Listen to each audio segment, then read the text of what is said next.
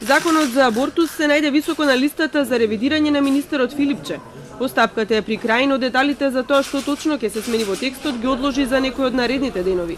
За кусо време ќе се знае дали измените задираат и во задолжителните советувања на жените што сакаат да ја прекинат бременоста, зашто граѓанските активисти беа најгласни и со најостри критики кога се носеше законот.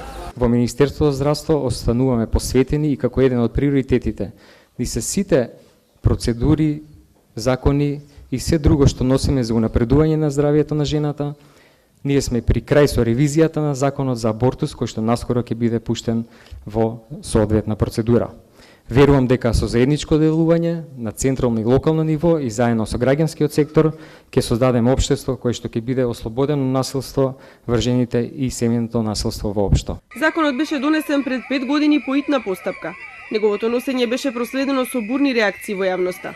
Тогаш на нозе се кренаа голем број невладини, организирани за протести и бара измени во кои ќе биде вклучен и граѓанскиот сектор, но завршија без посакуваниот епилог. Министерот Филипче покрај измените во законот за абортус денеска најави и нови услови околу издавањето приоритетни упати.